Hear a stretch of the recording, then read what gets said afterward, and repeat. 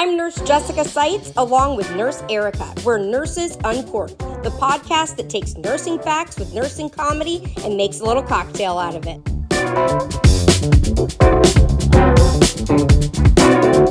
Hello, everybody. Welcome back to Nurses Uncorked.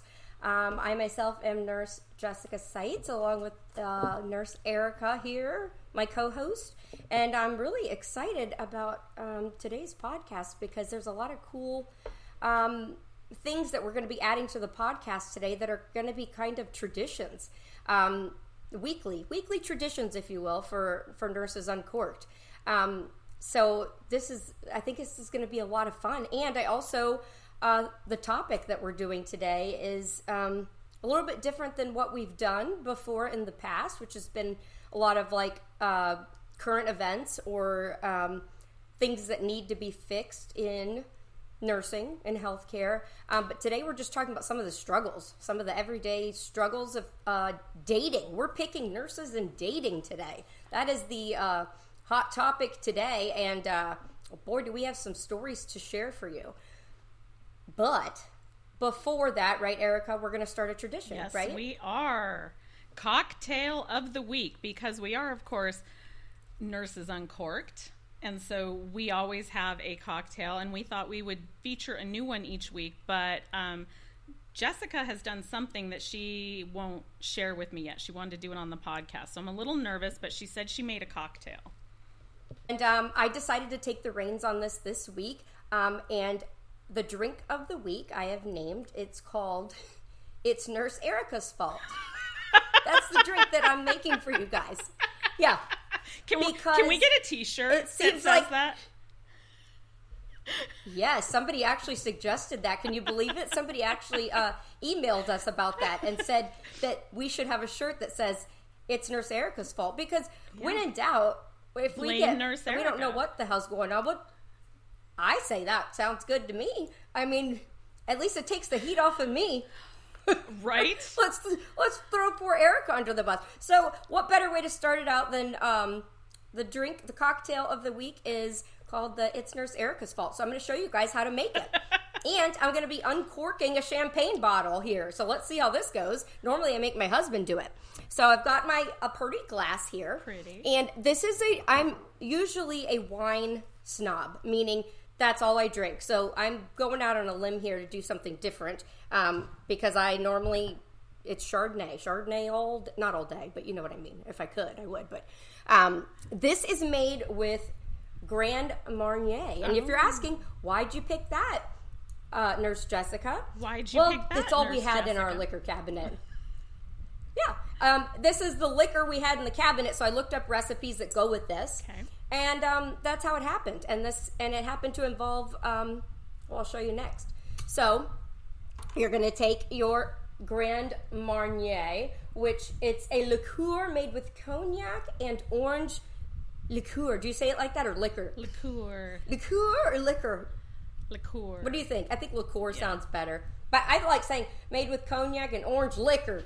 It depends how long you've been drinking. Orange liquor. Yeah. All right. So you're supposed to take 1.5, as my father would call it, jiggers, shots. Which is like 1.5 shot glasses. Yeah. 1.5 shots. Okay. I might have gone a little over, but that's okay. Into your cup. Okay.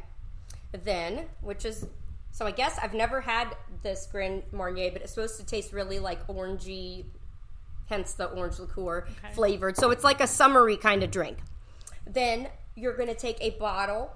You can drink the whole bottle if you want. But you're going to open a bottle of Prosecco. Oh, I like Prosecco. That's good.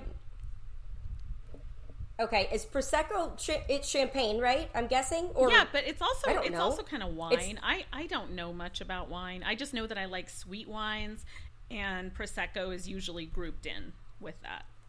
I was telling Erica earlier today that the drink involved a champagne bottle, and I always make my husband do this because this actually makes me nervous. Me too. I'm going to tell you guys, this is one of my anxiety-ridden things. I always have a fear that the cork's going to fly into my eyeball somehow. I don't Point know it away why, from you and away from the computer.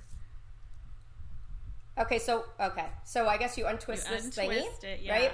I always need to get like a towel Take it off to twist the cork out. Oh! Ah! It popped off on its own! Holy shit! I didn't even have to do anything. Woo! God almighty! Do you see now why I have anxiety? What the hell just happened? Me. I always have to sit there for like 5 minutes and twist it out. Do you want to know why? Why? Did you shake it?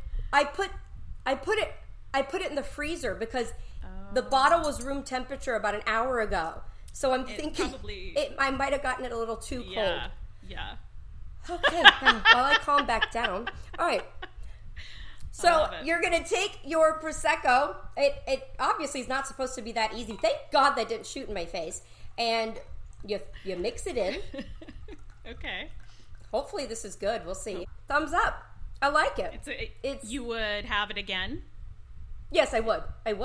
So cheers, everybody. So cheers. Yeah, let's get into it. I'm so excited that we did our first cocktail of the week. That's fun. I know. That's awesome. Yeah. So I have to come up with one next week? Is that the idea? Yep. You got to make and it's got to be something that we're mixing things because that's what we do. Okay. We mix the comedy and the drama, if you want to call it that. That's true. That's right.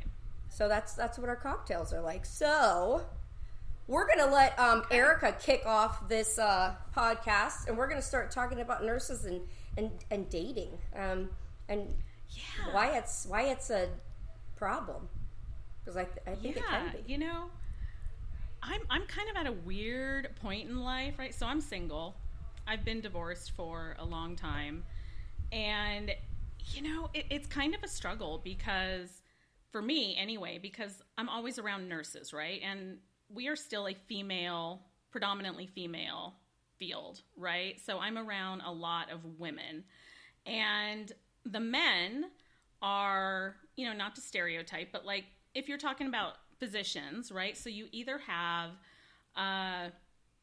like residents that are typically younger, you know, like way too young for me, or you have attendings and they're usually married already, you know. So it's this weird, like, where am I going to meet someone?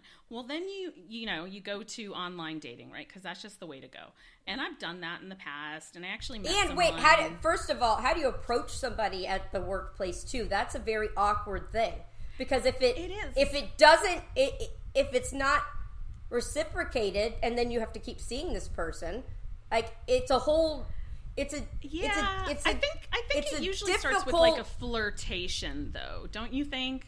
Like a mutual flirtation. I know all about that. We'll get into that later. Yeah, but I know you do. Yeah, yes, it does. It's kind of like dipping your toes in the water to see what kind of response you're going to get. And if it's reciprocated, right, then you kind of continue with the flirting. And you know, I don't think that's necessarily the hard part, but I don't know. For me, like, where am I going to meet someone? You know, I'm not meeting them at work. I'm not like a go sit in the bar kind of person unless I'm like out with my girlfriends or something, you know. Are you like me though, that you don't want to be out really late? Like, I don't know. Like, I will.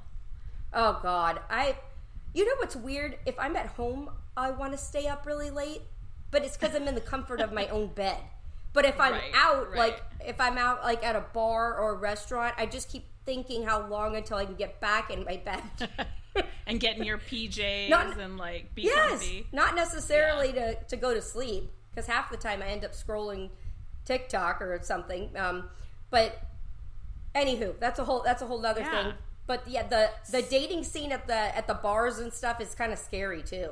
It is, yeah. And so I'm like, do I want to get back on online dating? Because I used to do that quite a bit for a long time. And I met my ex-fiance online, and we were together like 4 years. Whoa. I don't know this story. What ex-fiance on... Whoa. Can we say what dating app it was? What was it? Yeah, it was Match.com. Oh, okay. It was a while ago. Yeah. And actually, funny story. So when I first decided to do online dating, like this is a long time ago, I think the first one I did was eHarmony, because that was like the big one at the time. So their sign-up process is like hellacious. Like it's like psychological testing, and you have to answer 10,000 questions about yourself. And it's one of those like, do you consider taking a pen from work stealing? Those kind of questions. And then they ask you it like 5 different ways. So I just went through and I answered it all like honestly. And then it said it calculates whatever at the end, and it literally said, we have no matches for you. So oh my gosh. I was mortified. Way to stick it to you. Right? Jeez. So I think I had done it like only for my city geographically. So then I broadened the geographical area to, I don't know what, like 200 miles or something. And it still said, we have no matches for you. And I was so insulted. I'm like, okay, so I'm answering it honestly, and you're telling me that I am such a disaster that you don't have a single person in your entire database that I might be compatible with to go get coffee? Like, are you serious? I was so pissed. I would be very pissed. Like, that is ridiculous. I mean, I don't know what that says about you, Erica, but I know it's a little concerning, right? Yeah, see, it is her fault. So then I went and I did a match profile, Match.com, and I met my ex-fiance. Like I said, we were together like 4 years, and so I know that online dating works, you know. And even after, was he a nurse too, or no? Was he a nurse or no? No, not in the medical field at all. He was, he had been in the Air Force, and he had like let's talk about that.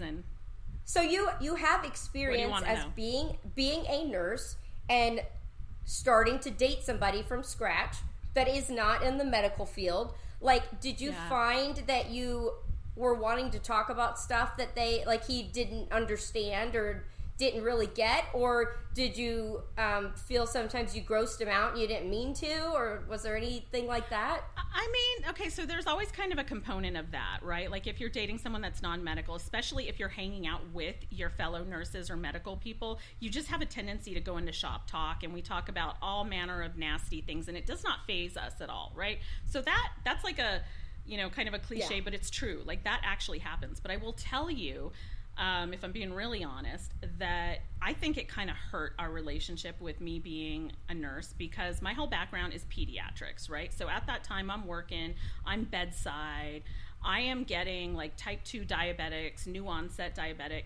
kids every single day, every day, you know? And it's my job to, like, you know, teach them how they can now deal with the disease process and how the family needs to make changes and all this, you know. Well, we were living together, and it was my 2 kids and his 2 kids, and I was, in retrospect, really hard on his parenting and on his kids, because I was like a Nazi about how my kids ate, and my kids were really active. They were both dancers, and they like ate really healthy, and he just didn't kind of prioritize the same things with his kids. And in my mind, it was, if we keep going down this path, they're going to end up, you know, probably with type 2 diabetes. And I'm the one, because I'm the medical professional, that's going to have to deal with that, you know? I was like really critical about it. And that led to a lot of, that's not why we broke up at all, but it certainly led to issues. You know, it strained the relationship because it skewed my opinion of how he parented. And I think that knowing left that. It's one of those things, like knowing too much, like especially being a nurse and knowing what things can lead to. Sometimes it's like they say ignorance is bliss sometimes, you know, really not knowing and understanding all those little things about eating chips and salt and sugars and all of that can lead to. So I could definitely see how that could be a conflict. And we have this thing where we just ultra like want to diagnose everything, and we don't mean it. But I mean, even like in the grocery store. Like that, like you see somebody with their eyes like this, and you're like, they probably have hyperthyroidism and have no idea, or you know what I mean, like exophthalmos. Totally. So I mean, I guess it could definitely strain a relationship.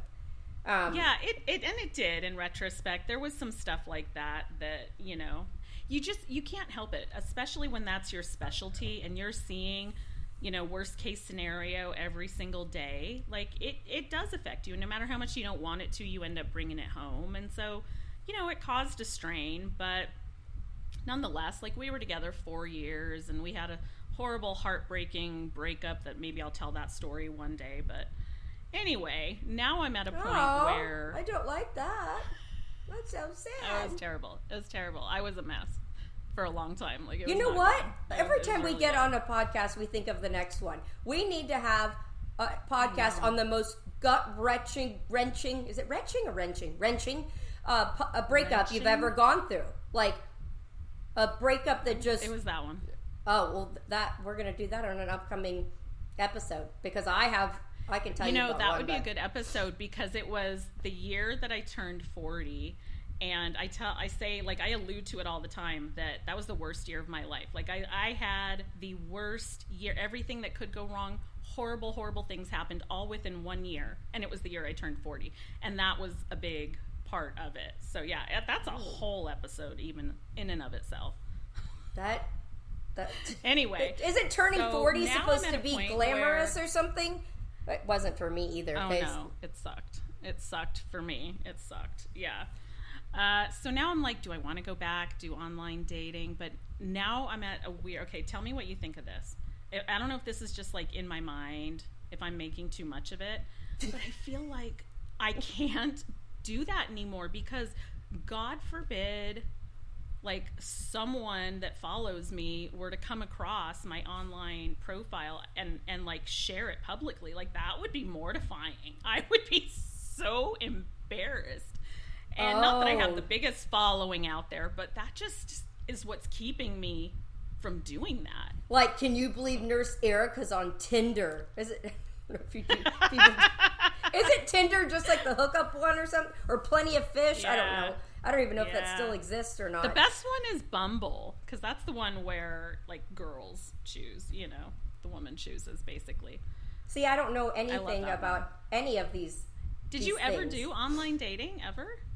No, but I did stalk my current husband because that's a whole nother story. But we had a breakup before we got engaged and married, and I didn't know that. I found him on Plenty of Fish. He had set up a profile. Shit. Yes. And so you know what I did? Me and my... You made a fake one. Yes, we did. And we catfished him. So you could, And we put this hot girl on there. Like, I don't know. My friend stole somebody's pictures. This was horrible. And we made this account and said she was a pharmaceutical rep. And, like... Yeah. Because they're always gorgeous. Yeah, they are. And he was like, and he wrote her back immediately. He's like, what kind of drugs y'all pushing nowadays? Like, and I was like, oh, you bastard. Like, I was so mad. And I was like, I can't keep this up. So, you know what I did? I wrote back and I said, oh, sorry, I messaged the wrong person. That's great. That's great. I Put told him in his place. I didn't tell him this story until probably about a year ago, because I was like, he's going to think I'm psycho. Well, I am. And what did he say? Ew, that doesn't surprise me. You're freaking nuts. Oh, it just was like, it was like, because I asked him, I said, do you remember Plenty of Fish? Do you? And he's like, yeah, I guess. And I was like, do you remember Pharmaceutical Girl? Do you? He was like, I don't know, kind of. I was like, oh, But yeah, I did finally tell him. It was like the one... That's hilarious. The one secret, the one dark skeleton in my closet that I've never shared with him was that. You hadn't admitted yet. And it was eating away at me. I mean, and this is the dumbest... Yeah, it did bother me. I don't think that's bad. I don't think it's that bad, but anytime, like, when you're with somebody a long time, you have these times that you just share, like, crazy stories. And that would always... I was like, oh, my God, I haven't told him about what a nut I am. Okay, anyways... But yeah, that's my current conundrum is like, do I want to do online dating again? Because I'm probably not going to meet someone organically. Like, who meets anyone organically anymore? That whole running into someone like in the produce section, like that shit doesn't happen.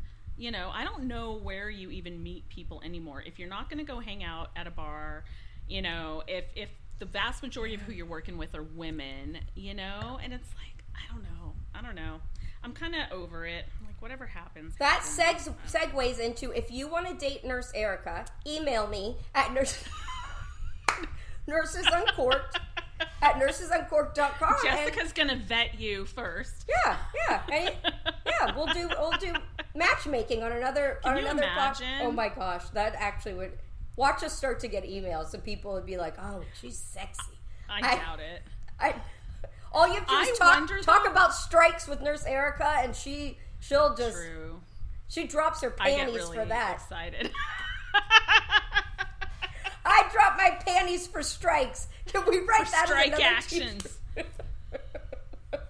That's another T-shirt coming down the. Yeah, I'm gonna write that idea down. I think this Marnier should get to me a little bit. It's kicking in. And I've barely had any. Anywho, so do you think you'll try the dating things one more time or no? I don't know. There's like a matchmaker service here where I live that I don't know how they got my number, but they call me, I swear, like once a month. Like, are you ready to sign up yet? And it's kind of expensive, I think. I don't know if that just totally reminds me of like Fiddler on the Roof, you know, like the matchmaker. I don't know. Oh, have you ever done the ones that you meet like a bunch of people in one night and you go table to table, or no? No, I've always, like, speed dating. Yes, I've always wanted to do that. I've never done that.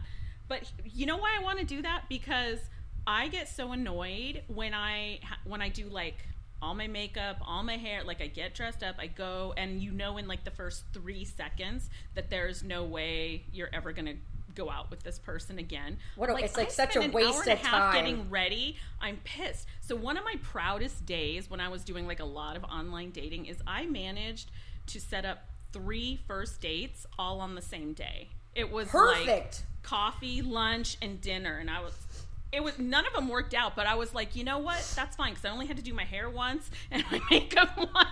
You're like, good. hey, buddy, I gotta go. I got another date I got to get to. I'm sorry, I don't know what to tell you. That's like I one time which is another story, when me and my now husband were dating and we broke up. I also went on a few dates. I didn't join a dating website, but I did meet this one gentleman. Evidently, I met him one night at a bar, and through my beer goggles, I thought he was a lot more attractive than what he was. So we talked on the phone a few times, and we set up a date, and I met him up at it was like a Chili's or something, I don't know.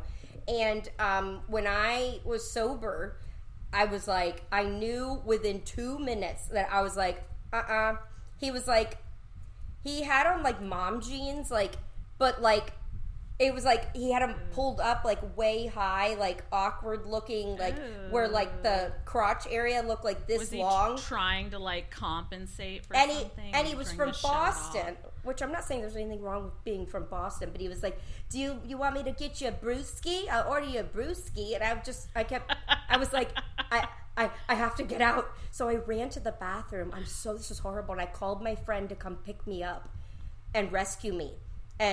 But did you leave, like, in front of him, like you said goodbye? No, I texted him from the parking lot. You didn't? How'd you sneak out? The bathroom was by the door, and I ran out, and my friend scooped me up, and I texted him and said I had an emergency, and I had to go. Okay, you want to know what one of the craziest, like, first dates was for me? Sure. This was online dating. And so my rule, I learned this very quickly, is don't agree to a meal. Like, for the first time you meet, you know, like you've already talked, you think there might be something there, right? I don't care. It's either coffee or drinks, because I am not going to commit to like an hour and a half of a meal with you if I haven't met you yet. Yeah, that's a lot of time. That was commitment. my thing. So I had been talking to this guy for a while, right? And we finally met at Starbucks for coffee. Mm-hmm. And he texted me, like, on the way. He's like, I'm on my way now, you know, blah, blah, blah. Okay, fine. I got there first. He walks in, I shit you not, with his baby. Like, his baby. And it doesn't say anything. It's like the elephant in the room. You know? If he had been like, wait, did you know he had a baby? Did you know he had a baby? I knew he had kids. Okay. But I don't remember if I knew one was a baby. She was like over a year old. But you didn't know that she would be like out on the date. No. Right. And if he had just been like, you know, my sitter canceled at the last minute. I'm so sorry. I didn't want to cancel. Fine. Okay, cool. But it was the way that like he just didn't even acknowledge that he brought a baby. That I was like, this is so damn weird. So we're sitting there having coffee, and I go, you know, is she like, what, maybe about 16 months old? And he's like, oh my God, she's exactly 16 months old. How did you know? And I'm like, because I've had kids and I'm a pediatric nurse. Yeah. This is my specialty. Like, I can pinpoint any kid's age, you know? Right. And he was so impressed with that. And then I went into like, I think I was so annoyed at that point. I'm like, so is she, you know, just now starting to do this? And you know, I went into like all the developmental stages, and he's like, that is amazing. She just did that yesterday. You're a genius, Erica. Anyway, I know. So you never went out with him again? Or? No. And he never brought it, like he never explained why he brought his baby, like ever, the whole time. Yeah, like it would have been different if like on the way he's like, I had an emergency, I can either come and bring, right, or we have to reschedule. Like something like that I think would have been more understandable or acceptable. Nope. Elephant in the room the whole time. I hate dating. Weird. I'm sorry, Erica. I feel for you, but I hate the whole dating scene. Is awful. It's just sucks. Yeah, it's just hard. I mean, until you finally. I mean, once you find that person and you're into the groove of it, but it's like the whole, like you said, the getting ready. What do you do for a living? What do you do for a living? Yeah. What's your favorite color? What's your sign? Like, it's just like... Or people that don't know how to carry on a conversation. So, like, you ask them a question, like in a text or messaging online, and then they just give, like, a close-ended answer. You know, like, at some point you have to participate in keeping the conversation going. And I have no desire to hold your hand and... you know, tell you how to communicate as a grown-ass adult. Like, right. You know? Right. I've raised my kids. I'm done.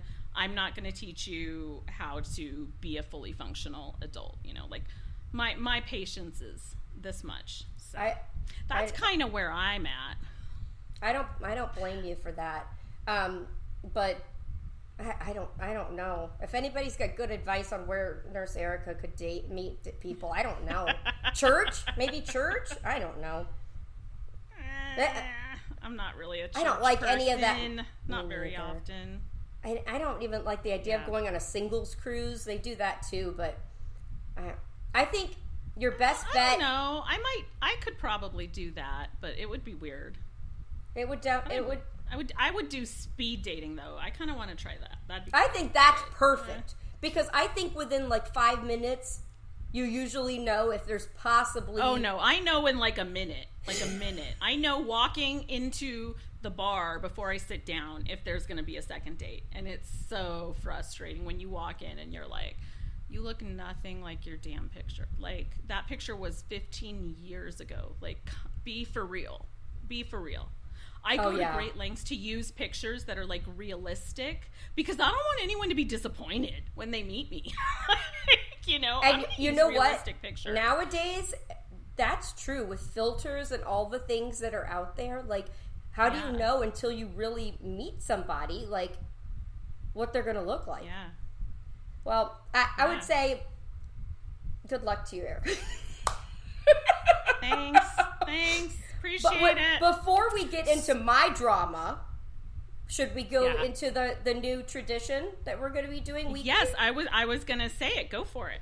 I have it right here. I'm going to let you answer because I think that this is a better question for you to answer. Okay. So this is anonymous. I'm not going to say who it's from.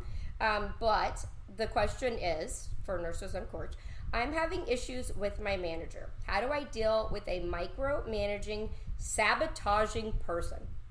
It's a great question.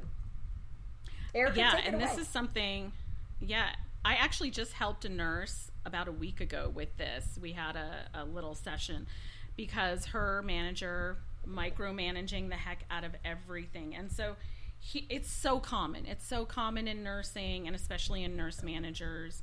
But one thing that I think is really helpful to keep in mind is that micromanaging is a sign that the person is lacks evil confidence. I was going to say it's evil. They could be. They could be. I don't like but micromanagers. They don't have any confidence. They are suffering from imposter syndrome often, especially with newer nurse managers. You know, imposter syndrome is like super common, even if you have a ton of it. I still get it from time to time, believe it or not. But typically why a nurse manager is going to be micromanaging is because they're overcompensating for whatever area they feel they're lacking in. And what it usually is they know that they can no longer hang with direct patient care, and that's why they don't like jump in and help a lot of the time, because they're feeling inadequate, because it's been 5-10 years whatever since they've done patient care, and things have changed. Like they're not really confident with the EMR, they don't know the IV pumps, they don't know the flow. Like they know nursing and they know the stuff in general, but to jump in seamlessly, that would be a problem, and they would be embarrassed. And so they often overcompensate by micromanaging their employees. And, you know, that doesn't make it okay. It's terrible to deal with a micromanager. But for me, keeping in mind that in the back of my mind that, oh, yeah, someone's feeling a little inadequate, aren't they? You know, kind of helps navigate that a little bit. It's hard. You know, if it's really bad and they're... That's a slippery slope, man, because it's like I had a micromanager once, and it was horrible. Everything was about they lived to write people up. Like they were so nitpicky about 1 minute late, like, and they were up to date on like the audits on time clocks. And I mean, like, you'd get, if you were late one day, 2 days later you could be written up again, because that's how on top of it this person was. It just was petty stuff, like calling the desk, girls, voices need to come down a little bit, like as if we're in kindergarten.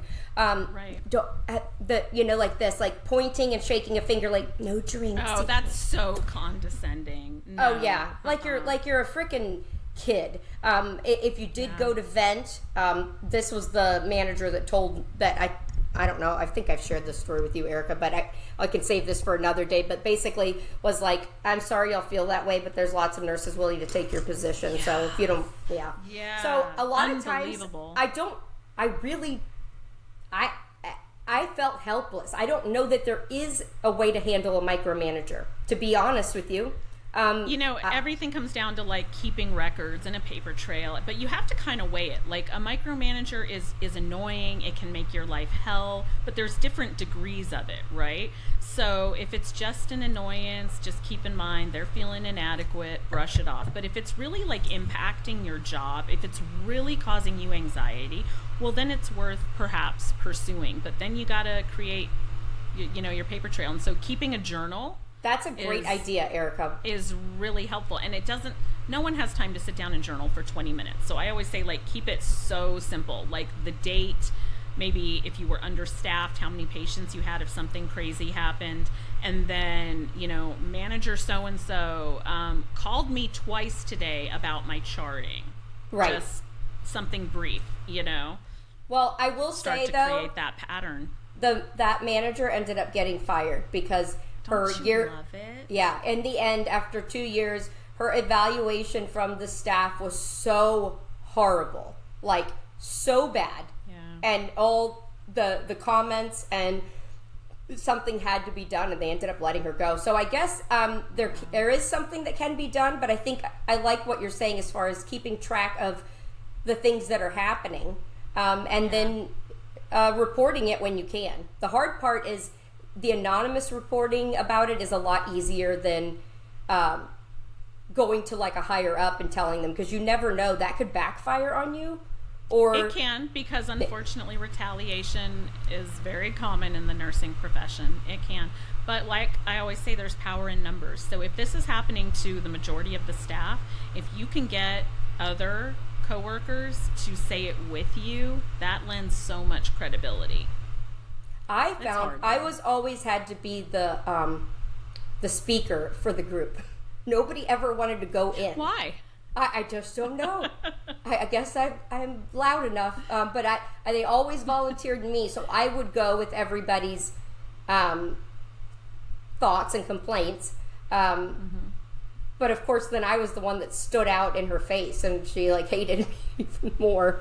Oh well. Yeah, made you the target. Yeah. Unfortunately. Yeah. So, well, I hope that helps answer her question a little bit. Yeah, but... so if anyone else out there has questions that they would like us to tackle, we will pick one question. We'll keep it anonymous every week, and we will give you some advice on the podcast. So just send it to Nurses Uncorked at nursesuncorked.com.